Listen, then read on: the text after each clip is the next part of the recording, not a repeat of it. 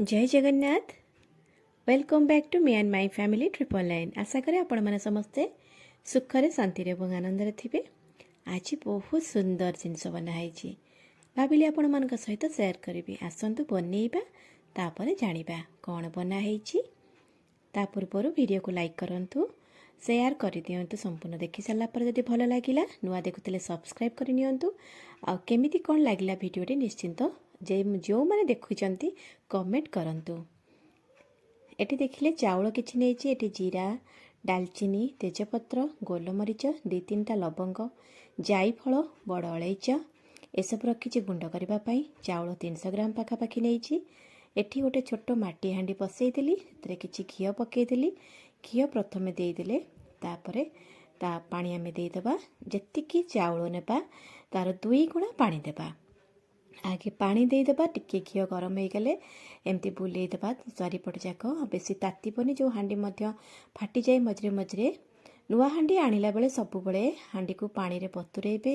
तापरे ठंडा थिबा समय रे हांडी रे घी भल भाबे भितरे लगेकी ताकू गरम करिवे। ताकू कहंती हांडी सर करिबा। सेमितेले हांडी टोटाली फाटिबो नाही कि जो कोनोसी हमर छुतुक मृतुक हेले हांडी मारा हुए माटी हांडी सेमिति मध्य मारा हेबनी। आउ जदि आमे हांडी सर करिथिबा बोली ए सब बड़ लोक माने कहंती, आमे जानिछु। मु सेटा आज आपण मानक सहित शेयर कली। एइटा मध्य डंकी, आमर डंका कहंती। सड़ेई आउ बाउंसर डंका तैयारी ही थाए। माटी हांडी जेहेतु आज भाबिली करिबी, मुगल डंकाटी मध्य काढ़ी दबा। देखंतु पानी फुटी आसला बेलको तेजपत्र आउ चाउल आमे सब देदेले। भल भाबे चाउल फुटिबा पई जेमिति आमे भात कराउची सेमती एबे स्वाद अनुसार लुण देदेबा। मु 300 ग्राम पाखापाखि माने आम जो ग्लास माप पड़ी माप रे 1.5 ग्लास चाउल को मु तार डबल पानी देकी एठी बसईदेली। जेमती आमर भात जेतिकी नरम हवा कथा सेतिकी पर्यंत आमे बसईबा। आ बाकी सब जिनस जेतेबेले आमर कानिका अन्नटी हेई आसीबो सेतेबेलको आमे पकेबा। देखंतु भातटी बढ़िया आसीछि, हेई गलानी माने भात आमर कंप्लीट हेई आसलानी। आउ अल्प समय आमे ओल्हेई परिबा। ता पूर्वरु आमे एबे सब जिनस पकेई नबा। जो मसलाटी आमे तैयारी करिथिले डालचीनी, बड़ अलैच, तेजपत्र तो आगु पड़ी सारिछि। आउ जहाँ जो मसला आमे नेइथिले गोलमरीच, मुख्य हला तार जायफल। जायफलर फ्लेवरटा बहुत बढ़िया लगे। जायफल, बड़ अलैच आउ डालचीनी एटा हला मुख्य हला हमर कानिका भातर। मुई जेतिकी जानिछि आपण मानकु कहि दउछि। टिके जीरा, गोलमरीच, लवंग मध्य नेइछि। याको सब भल भाबे गुंड करी एटी 2 चामच पाखापाखि पकई देली। आउ गोटे बड़ चामच एटी घी मध्य देदेबा। घी बास्नाटा बहुत बढ़िया आसे एथिरे। आउ आमे मिठा पाई जेतिकी गुड़ नेइछे सेतिकी गुड़ आमे पकई दबा। याको एबे भल भाबे घांटी दबा। जेतिकी अल्प पानी आउ अछि सुखिबा पाई बा मरि जिबा पाई, सेई पानी भितरे ए सब सिझी जिवो। भात मध्य फ्लेवरफुल हे जिवो। ताकू एबे सीम करिकरी घांटिकरी ढांकी रखी दबा। भात आमर हवा पर्यंत आमर कानिका अन्नटी कालिया ठाकुर तो बेसी प्रिय। कालिया पाखक सिना आमे जाई परिबानी, किंतु तार प्रसाद तो आमे घरे बनेकी माँ को लक्ष्मी महारानी को ना नेकिना बनइले ना सबु खाद्य टेस्ट लागिबो। देखंतु आमर कानिकाटी हेई आसलानी।